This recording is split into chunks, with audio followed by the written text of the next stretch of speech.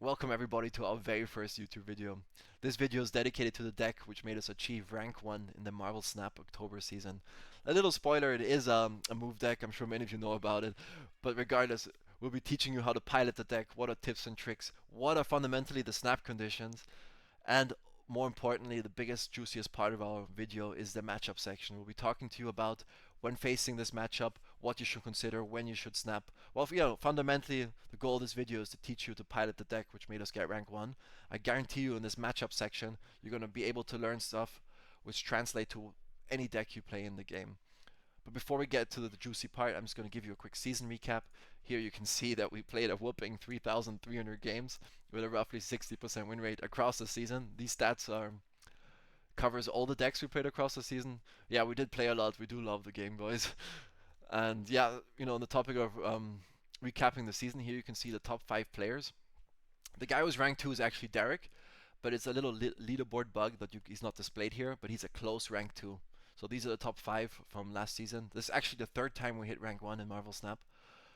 But regardless, guys, let's get to the juicy part. This is the deck which made us get rank 1. The Sizer main, the Goliath Heimdall move, whatever you want to call it, this is the deck we played the most in the season with a whooping 60.7% win rate. Bear in mind, we play against the best in the world, and we still got this whooping percent win rate, and also a really good average Q rate. Well, yeah, let me talk to you fundamentally what makes this deck so good. What makes this deck so good is its turn 6 unpredictability. From the opponent's point of view, it's very mentally taxing for them because they do not know what you're going to do. Are you moving your cards here, there? Is your Cosmos suddenly getting shifted there? Are you doing Heimdall? Are you doing Goliath? And this like extra layer of like unpredictability is what we can thank our win rate and our cubes, because it's very hard for the opponent to figure out what the hell we're doing. Maybe if they watch this video, it will give them more insight on what we're doing. But yeah, let me fundamentally go through the cards to tell you why they're in the deck, what are their roles, and when do you snap with these cards. But yeah, let me just start by talking about Cosmo and Goliath. Cosmo and Goliath is primarily there to protect our own cards. Every second deck in the game, every second good deck in the game has Shadow King. Now, people might evolve to also have Shang-Chi in the Sultur meta. But yes, Cosmo and Goliath are primarily there to protect our own cards. And secondarily, they also just like counter some other decks. Like for instance, if you're facing Bounce, like Bounce gets eaten alive by Cosmo and Goliath. But that's more to that when we talk about the matchups. Let me just give you an overview of the cards. Now, the card here, Rana, she's primarily used with Human Torch. That's where she gets the most value. Rana can be a snap condition in the early game if you can combine a Rana, Human Torch, or like with an Iron Fist or Ghost Spider. Now imagine you Rana a Human Torch. The Human Torch becomes 8 power. And then you Ghost Spider the Human Torch. It's suddenly a 16 power card on turn 2. This fundamentally is a snap condition. So, but yeah, we also talk about the card placement. So Arana and Madam Web have similar rules regarding card placement. You want to play Madam Web in the mid location or the left location. Same with Arana. And this is because, let's say you want Madam Web ideally in the middle, so it can be accessed by both Iron Fist and Arana.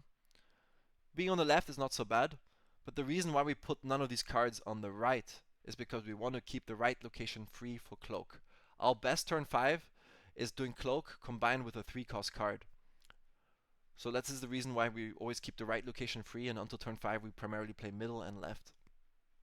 Now, talking about Ghost Spider I think statistically is the singular card in this deck with the lowest win rate, but it's a fundamental important card. You can't play this deck without Ghost Spider. It's just a move trigger. Like the best time to use Ghost Spider is, let's say you have a Vulture on the Madam Web. You move the Vulture and you Ghost Spider the Vulture back to Madam Web. It's definitely it's a key card. Like there's only one flex card in this deck. We'll talk about it later. Now Dagger. Here is some like stuff I learned about Dagger. This is for sure something you should know. Let's say it's turn 2, you have nothing to play, but you have a Dagger in your hand. This is where I like parking Dagger in the mid location as a 2-0 on turn 2, because later on you'll be able to Cloak the Dagger, you'll be able to Heimdall the Dagger. So, fundamentally if you do not have a turn 2 play, you park Dagger middle for later use, with Cloak and Heimdall, if you're lucky maybe even Madam Web. Yeah, Madam Web is actually the card which ever levitated this archetype to be such a threat and so good. Like Madam Web is the funnel. Most of your snap conditions revolve around Madam Web. If you have Madam Web with a Human Torch, Madam Web with a Vulture, you can confidently snap because you'll somehow make something happen. You'll scale some certain power. You can make something happen. You don't snap if you have Madam Web and Dagger because Dagger might not scale so early in the early game. So yeah, just as a recap, every time I have Human Torch and Madam Web or Madam Web and Vulture, I do snap. But yeah, there's also a profitably snap. Sometimes you do lose, but it's still a profitable snap, so to speak. There's obviously bear in mind there are a lot of locations in this game you can snap as a move deck because every location for you is accessible except Fisk Tower. But every location which reads like you can't play cards here after turn 6 or after turn 4, or if you play a card here it destroys, or you can't play cards here at all. As a move gamer you don't care. You can always access these locations. So those locations are also a primary snap condition. But yeah, now talking about Cloak, we mentioned earlier, Cloak is our ideally turn 5 play. We want to do Cloak on the right because that gives us the most value for Heimdall. We shift cards to the right, maybe not everything, but we shift some cards to the right and then we Heimdall. And the cards get the double move trigger. They move once with Cloak and then the second time with Heimdall. This combo is what allows us to outmuscle every deck out there. If the opponent deck does not run any tech, if it doesn't run Shadow King, Killmonger, or Shang, we simply outmuscle them. This is why later when we talk about the matchups, we don't actually have discard, because we just outmuscle discard. It has no tech cards. It just gets purely outmuscled by us. We also used to outmuscle Hela, by the way. Yes, we could Cosmo Alliath Hela, and we also had the option to simply outmuscle Hela. Our deck goes really tall. And that brings us to the fundamental role, as mentioned earlier. Cosmo is there to protect our cards. Cosmo and Alliath as well. They're there to protect our cards because they get so big and they're so vulnerable to Shadow King. Because every second deck runs Shadow King. So we need these boys to protect our own cards. Well, they do also fundamentally serve a role to simply counter other decks. They're mainly there to protect our own. And now Morbius and Morbius. This is the card. This is the big flex spot in the deck. It used to be Hercules, it used to be Doctor Strange, it used to be Copycat. While all these decks share a similar win rate, the reason why I have Morbius and Morbius in this deck is that in the last week of the season, my pocket meta, what I primarily faced against, was Sera Control, a little Bounce, some Anti-Venom Cooks, and some Tens decks preparing for Sultur. That was my primarily decks I faced in the top 100, on the top. Well, I was one, so on the top of the leaderboard. Those were the decks I primarily faced, and Morbius was I just put in that deck for that reason to help me against those matchups. And also, when Infinity Conquest, all of this destroy bros come out, where Morbius and Morbius just eats them alive. And it's also great now for the Sultur season. Morbius and Morbius is actually turned out to be a great addition to this deck. But yeah, this is ultimately the flex spot, and here you can put whatever floats your boat, whatever is your pocket meta, whatever matchup you struggle is what you can put something here. But yeah, we're gonna leave Morbius and Morbius in this deck obviously because a lot of people are playing Sultur now. That's probably the most popular deck, and that does answer Scar a bit. And yeah, now talking about Vulture, like if you ever draw, don't be afraid to use a Rana on your Vulture if you never drew the Human Torch. Vulture is our primarily like Iron Fisted target. We don't like doing Iron Fist on a Human Torch to make it from a 1/2 to a 1/4, unless the Human Torch was around it before. Vulture is a primary target for our Iron Fist and Ghost Spider in the mid early game. Like the ideal scenario with Vulture is you place him on Madam Web, you move him, and you Ghost Spider him back. And then of course we have Heimdall and we have Alliath. Another reason why we have Alliath in this deck is for that extra layer of unpredictability. If we only had Heimdall, it's a bit predictable. Okay, he's gonna Heimdall us on turn 6. And with Alliath, it just adds an extra layer. Maybe all the cards do not shift left. Maybe maybe they move right and they just get Alliath. But yeah, general rule of thumb if you're facing this deck is, if we have a Cosmo on the board and we Cloak turn 5, we know the cards we shift on the right are protected by Cosmo. That we're actually doing Heimdall. That we're actually doing Alliath and not Heimdall. That's like a little tip for facing us. Like if the card, you protect your cards on the right with Cosmo, and you protect your cards somewhere else with Alliath. That's a very common scenario. But boys, okay, let me talk about the matchups now. Now we'll start with Bounce. Bounce is a matchup we are favored against. But just a quick introduction. This is the bounce list we chose. There's many bounce lists in the meta, but this is the highest performing bounce list which contains Shadow King. Remember, if a deck does not run Shadow King, Killmonger, or Shang-Chi, we just outmuscle it. So we chose the bounce list, which has Shadow King, which gives it some chance against us, assuming we do not draw Cosmo or Goliath. But yeah, ideally you want to draw both Cosmo and Goliath, and then that deck gets completely cooked. But since we're so favored against that matchup, what I like doing is the bounce gamer. If he's not, he's the bounce gamer's ideal curve is on turn 2 to do Black Sworn or Agent Venom. If they're not doing that on turn 2, I honestly just snap them, assuming I have like a halfway normal curve, because I know I will somehow be able to make something happen. Especially if they don't run Shadow King, you just eat them alive. And this was one of the most popular decks last season. We can thank our success also to farming this deck. but yeah, but fundamentally our snap conditions are revolvent around Cosmo. We need to see a halfway normal curve and play down Cosmo. Like a little tip here, you could play Cosmo on Madam Web, and then you can move the Cosmo around. In this scenario, you want to save Cosmo on the Madam Web and only move it on turn 5 to try and predict and stop his beast. But yeah, like our ultimate nuts draw is one lane protected by Cosmo and the other one just doing Goliath. We are like heavily favored. It's not like the deck cannot win. Sometimes we do not draw Cosmo and it can guess where we're gonna Shadow. It still has to guess where we Shadow King, you know. By just doing Heimdall, we do have also the option to outmuscle. But yeah, we're fundamentally greatly favored against that deck. Now going to the next deck, let's see. The Ironman Klaw deck. This was very popular last season. We do not own speed, the card speed. That's why it's a bit grayed out.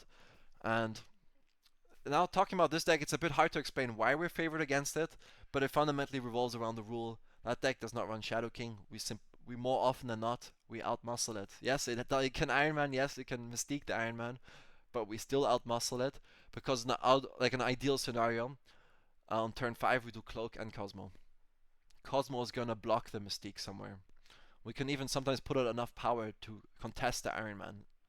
Like, but yeah, important note is when this deck was very popular, the Iron Man Klaw deck, we did not run Morbius and Morbius. We actually had the card Copycat for that particular reason, so we could farm this deck a bit more. Even without Copycat, we do have the edge over it, but Copycat was what really, instead of Morbius and Morbius, is what really gave us like the secret spice, so to speak. Because Copycat had so many good hits. It can hit the Iron Man, it can hit the Claw, it can hit the Cosmo, it can hit the Speed, it can hit the Mystique. It can, it has more than half the deck is a good hit. Okay, maybe Cosmo's not a good hit, but everything else is a good hit and just like a snap. Secret snap. Why is he snapping us? Because we copycatted something big. But yeah, I'm not afraid of that deck. It just somehow works out. But bear in mind, you do not want to play your Cosmo before turn 5 if you have the option not to do so, because you don't want 2 Cosmos on the board, because that can screw with your Cloak. Now, from the Iron Man Claw perspective, what you want to be doing is actually doing Cosmo on the very right location to block our Cloak. But thank God, they don't know about it. Now you do. I mean, now maybe you do, but most people never Cosmoed on the right location to stop our Cloak. They just Cosmoed, somewhere else. And that's maybe also what gave us the edge. But even if they would Cosmo on the right location, uh, they wouldn't. That wouldn't be happening on turn 5, because on turn 5 they have to play Iron Man or Claw. So you already know in advance. Okay, Cosmo's in the right location. Okay, we're doing Cloak somewhere else, and we can still make something happen. Because if they play down the Cosmo, that's a lane where they cannot. That's a lane they cannot Mystique, and that's a lane you just win with a big mover. Another fundamental thing is the Iron Man Claw deck is very bad on turn 5, like entering turn 6 to actually have priority. Like, if you say you're playing another deck and you're facing the Iron Man Claw deck, your goal is to outpace them, that you enter turn 6 with priority, so you can rogue a Red Guardian the Iron Man, or ideally rogue the Iron Man, assuming your deck has that. But our deck also very often, we can set up scenarios that entering turn 6, we're gonna have priority. And then we can also Goliath their Mystique and move a big vulture somewhere else. I don't know, fundamentally, it comes down to us just more often than not just outmuscling them, truth be told. We do not fear this matchup. We are favored. We're not big favored, but we are favored. Now another deck. Here, this the Sultur 10s deck. The list I chose to display to you here is the list that I farmed to hit infinity on day one. Like no one knows yet what the best 12 deck is. The best 12 cards for this deck is. But let me just talk about this deck. Sometimes ran, last in the previous season, this deck ran Shadow King, and then it came down to scenarios of them guessing where to Shadow King, where we're moving a Cosmo. I believe we are still a favorite against the 10s, assuming they have Shadow King. And against a version which does not run Shadow King, it goes back to the principle of us just outmuscling them. I know in theory it's hard to imagine that we can outmuscle so many 10s, but we just do. We just do. Like a Cloak and Heimdall just literally just outmuscles things. Assuming they don't have a Shadow King. If they do, they have like either a 50% chance to guess where the Shadow King or a 33% chance. Assuming we have Cosmo on board, But let me just talk a bit more about the Sultur 10s deck. Um, a lot of gamers out there, a lot of other like streamers and influencers, so to speak, they're for some reason running Hood. They have the fantasy of not fantasy. It's a legitimate thing. But what I'm trying to say is Hydro Bob is better than Hood. So they do Hood. Cool, my Tuma can kill the Hood, and then I have a 1/6 demon. That's a lot of what if scenarios. Why not just play Hydro Bob instead of Hood? You know? You have to play the Hood down, and then you have to kill it with a Tuma, and then you unlock a 1/6. While you just immediately lock a 1/5 with just having Hydro Bob. But yes, of course, those decks running Hood, they do have the fantasy to high roll a Nico in the Hood, But with this deck, you can only play the Nico and the Hood on turn 2 and turn 3. Only on turn 2 actually, because turn 3 you're playing Sultur, turn 4 you're playing a 10, turn 5 you're playing a 10, and turn 6 you're playing two 10s. The only time to do some fantasy with Nico Hood is, okay, there's not many scenarios, so to speak. Fundamentally, there can be scenarios where Nico is a lifesaver in combination with Hood, but yeah, fundamentally, Hydro Bob is a more stable pick than Hood. We do not know the best 12 cards as mentioned for the Sultur list, but I'm a big advocate of having both Cosmo and Juggernaut. You have so many 10s, you're always going to be entering turn 6 with priority. So you Cosmo one lane and you Juggernaut the other. In the current meta, there aren't no decks. Even the standard bounce decks are still vulnerable to Juggernaut. Like even Sera controls will get eaten alive by Juggernaut. Sure, some bounce gamers can sometimes high roll and set up scenarios where you do not Juggernaut, but against those gamers we do have Cosmo. But we're talking from the perspective from the 10s deck.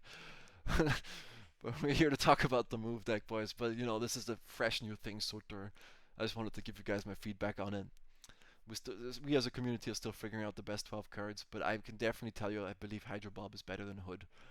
And now fundamentally in this matchup, we're also running Morbius and Morbius as a move gamer, which is pretty good against the Scar deck. What else can we say here? Let me just think. Yeah, we fundamentally outmuscle it.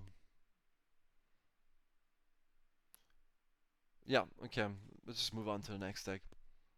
So this is the Sera deck. Now this is the deck which had the highest win rate in Infinity Conquest last season. What makes this deck so good, the Sera deck? This is the list we chose. We had the highest ladder win rate. But yeah, this is Sera with the highest ladder win rate, but this is actually the deck which had the highest win rate in Infinity Conquest because it has tools and counters to everything. But what a surprise! It gets shat on and eaten alive by the card Morbius and Morbius. Was one of the reasons we added it to the deck. Yes, this deck does run Rogue and Red Guardian, to pressure our Madam Web and to decelerate our power and stuff.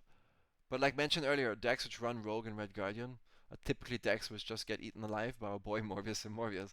But yeah, okay, fundamentally, let's say we do not have Morbius and Morbius. That puts us only a slight favorite in this matchup because we do need to draw both Cosmo and Alioth. Cosmo to protect our cards and Alioth to shut down their cards. It does come down to us drawing both, but assuming we only draw the Cosmo, it's a little guessing game for the opponent. Yes, he can Killmonger the Human Torch, so you would want to run on the Vulture and stuff. But yeah, that's not really a problem anymore because we adapted to running Morbius and Morbius. So yeah, to summarize, without Morbius and Morbius, we are a slight favorite. With Morbius and Morbius, we completely dominate this matchup. That deck just gets shut down. It can't do enough on turn 6 if you play down Morbius and Morbius. But yeah, this is definitely a solid deck. But yeah, our deck just eats it alive. Like I'm telling you, we do not have bad matchups. Well, our deck is hard to pilot. A bit, I mean, a bit hard to pilot in the beginning. You do get used to it. Nothing's too hard. But yeah, the point I was trying to make is that we have a higher win rate than the average person in the community. Like we're running this win rate against the best players in the world. While if you check the stats for this deck, it's in the lower like mid 50s. But these are the stats we perform with if you play the deck right. This is what we're trying to teach you guys, how to play this deck to achieve this win rate. Now the next deck is the Wiccan Ajax. There's many iterations of this, and this is the version I recently found on Untapped with the highest win rate. Yes, it's a very small sample size, but this was the Wiccan Ajax which adapted anti-venom into their list. But fundamentally, it comes down to the same principles. Can you dodge the Shadow King? If you can, you win. If you can protect, if you get a Cosmo down with a Lyth, you kind of just win. You just have to just, let's say, but even if you don't, they kind of have to guess where you Shadow King. But it's important to note that Man Thing is a threat. It does really affect us. But we can reposition everything throughout the game. We are a favorite in this matchup, and their win condition primarily relies to can they Shadow King on, you know? But yeah, okay, when you're facing Wiccan, important note, boys. Let's say they don't play a card. You know you're facing Wiccan because you see the Quicksilver. If they ruin the curve on 2 or 3, not to activate the Wiccan, you just snap them. They're more often than not gonna retreat, and if they don't retreat, you're favored. Like generally speaking, like if in the conquest scenario, I would snap them every time they do not get the Wiccan off, assuming you have a halfway, decent normal curve. But yeah, we were favored in this matchup. Those are just some fundamental tips against Wiccan. It's pretty obvious you're facing Wiccan. Now the next deck we're going to talk about is Surfer. Now the deck we chose here to display Surfer is the highest winning Infinity Conquest version of Surfer. The version in ladder is performing in like a mid-low 50% win rate. That's why we chose to demonstrate to you. In the next section of decks, we're going to be demonstrating the stats actually from Conquest. Now Surfer, we don't see anymore so much, but it's still a legitimate deck. And once again, this deck just gets shut out. It gets shut down by your Cosmo Alive, like the other things. It doesn't run Shadow King. You don't have to worry about that. The only thing you can worry about is about Red Guardian. So it's very important to stack your Arana and Madam Web on the same location to give the Red Guardian a 50-50 scenario, so it doesn't guaranteely hit your Madam Web. But ultimately, it comes down to positioning. Oh, I just realized this deck doesn't even have Gwenpool. But yeah, this is actually the best performing Silver Surfer list on Infinity Conquest. But I personally would probably get rid of Gladiator and put a Gwenpool in the deck. What? Well, yeah. But yeah, this is a side note. This deck is not very popular anymore, but it just gets, eaten alive by Cosmo Alive. Like, those two cards are really hot right now in the meta. Okay, our next deck, a similar principle, is a Misery deck. This deck, like this exact deck, has like a 51% win rate on ladder. It wasn't too embarrassing to show you that, so we had to get the Infinity Conquest stats on it. Every deck performs better in Conquest. But yeah, fundamentally this deck, what you do is you draw Cosmo. Like the main lesson of the day, you draw Cosmo and you win. No, but we're the Cosmo Kings. We really know how to place the Cosmos well. And like against this deck, if you can Cosmo them, and stop their like Misery or even their Phoenix Force, if you're being creative, you just win. Like you just play it carefully. If you draw Cosmo, you snap. Yes, they do have access to Shadow King, but it's not really a problem. Their fundamentally only win condition is to Black Widow you twice. If they Black Widow you twice with like either Grandmaster or Misery, that's their win condition. Or spanking a Shadow King.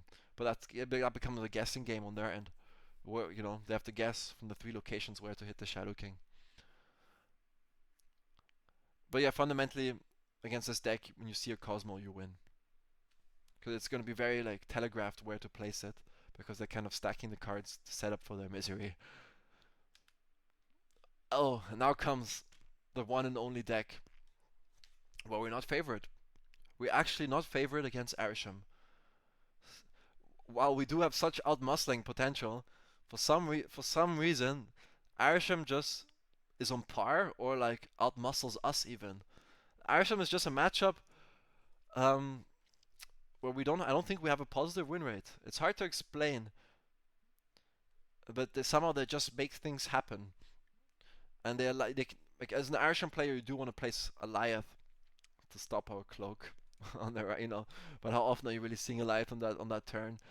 But yeah, somehow there's okay. But the Arishems I'm talking about, it's probably primarily because they do have access to Shadow King, Shang. This is the best performing. This turned out to be the best performing Arishem list in Infinity Conquest. There's another one with Professor X and stuff, but this one actually overtook it to be the best performing list. When talking about Arishem having an edge over us, I was talking about an Arishem which also has Killmonger. This one does not.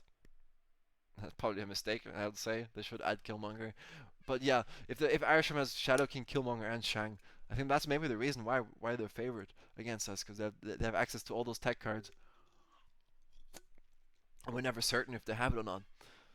But yeah, it's hard to give you tips of facing this matchup. It's just stick to your normal game plan and pray they don't high roll you. Kind of. But yeah, we have a lot more to say about Destroy. We added Destroy in this list because, you know, in the end of every month, the Destroy Bros come out, and we just wanted to teach you some fundamentals and basics when you face against what you do when facing a Destroy gamer. Yes, we do it like, you know, fundamentally we have Morbius and Morbius. If we play down Morbius and Morbius, we can snap, because that really shuts down everything. Now this is the best performing. Let me just talk about Destroy list. This is the best performing Destroy list at the moment in Infinity Conquest. Note, it has Shang-Chi instead of Arnon Zola. This list just has a better win rate than the Arnon Zola version. Arnon Zola is very telegraphed, generally speaking. And yeah, Shang-Chi is also great now with the Sultur meta. This was before the Sultur meta. And note, this also does not run Agony. There are Destroy lists, you know, with both Arnon Zola and Agony and stuff, but they're, you know, they're like in the low 50% win rate. But yeah, just talk about Destroy. Now against Destroy, their win condition is to high roll you. So if the Destroy gamer isn't doing Deadpool, Hulkbuster, and, you know, like high rolly shenanigans or like Nico Sacrifice 2, if they're not doing that stuff, and you have a halfway normal curve, you snap them. Like the only win condition is literally to high roll you. And you can debate the Shadow Kings. That's just Shang-Chi's, I mean. But yeah, fundamentally against Destroy, let's say you're facing a Destroy in a Conquest battle, if you see Morbius and Morbius, you snap them, assuming you have a halfway normal curve. And if the opponent isn't high rolling you, you snap them as well. Pretty much. Those are just the fundamental basics of Destroy. But yeah, guys. Oops. There we go. Guys, thank you for sticking till the end. Thank you for watching our very first YouTube video. Here's a small recap of our stats. Oh yes, everything is mirrored here. And if you guys like the content and you want to see us live, please visit us on Twitch up here. And I'm welcome. Please in the comments write any feedback, any matchups you still want some tips on, anything you disagree, any information you want to add. Just feel free to comment, boys. And yeah, I'm very excited to have presented to you my very first YouTube video. Thank you for watching, and hopefully catch some of you guys on Twitch. Have a good evening, have a good day, good afternoon, boys. Take care, have a great day. Bye bye.